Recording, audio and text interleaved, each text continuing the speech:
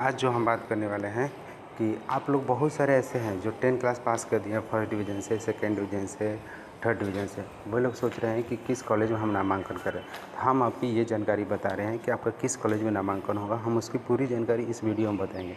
तो चलिए देखिए, सबसे पहले बिहार सरकार के द्वारा शिक्षा विभाग से एक ऐसा नोटिस जारी हुआ था कि सबसे पहले कि आप जिस कॉलेज में पढ़ते हैं यानी जिस स्कूल में पढ़ते हैं, अगर वहाँ पर 10+2 की सुविधा है यानी 11th-12th पढ़ने की सुविधा है तो आपकी एडमिशन वहीं पर कर दी जाएंगे। आपको टीसी लेने की ज़रूरत नहीं पड़ेंगे।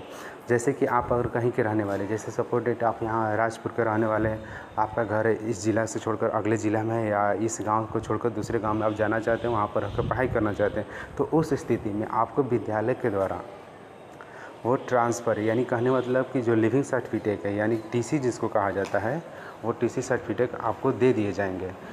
उससे पहले आप जो एक बार ऑनलाइन किए होंगे, ऑनलाइन करने में जो आपका 350 रुपये जो खर्च हुआ होगा, तो वो इसमें अगर आप कॉलेज दर्शाए होंगे तो उसी कॉलेज यानी 10 कॉलेजों में के नाम में से एक कॉलेज आपको चॉइस करना है और चॉइस करने के बाद उसी कॉलेज में आपका जो टीसी सर्टिफिकेट लिया उस कॉलेज में जाइएगा तो आपका एडमिशन हो जाएंगे। तो हम इसी की जानकारी लेकर आपकी कब से एडमिशन 11th में होगी, हम इसकी पूरी जानकारी बताते हैं। सबसे पहले हम यहाँ पर लिखते हैं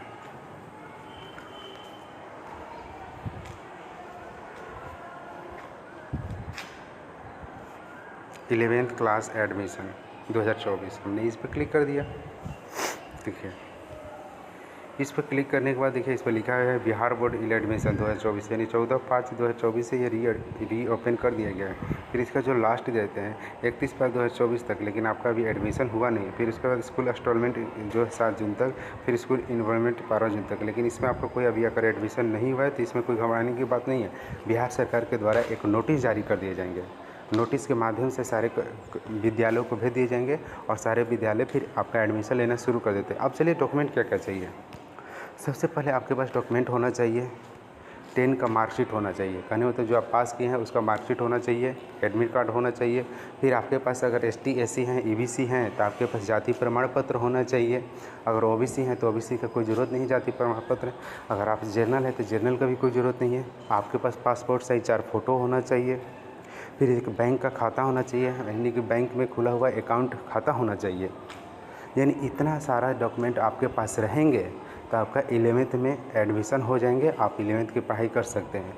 और ये एक चीज़ समझ लीजिएगा, आप जो ऑनलाइन किए होंगे, ऑनलाइन में जैसे आपने साइंस लिए होंगे, आर्ट्स लिए होंगे, तो ऑनलाइन के प्रक्रिया से ही आपका एडमिशन होंगे। जैसे कहने मतलब जब आर्ट्स लिए होंगे तो आपको आर्ट्स ही मिलेंगे। आप जाकर वहाँ कहिएगा कि हमें साइंस दे दीजिए तो साइंस नहीं मिलेगा। अगर साइंस का भी आप अप्लाई किए होंगे तो साइंस ही आपको मिलेंगे।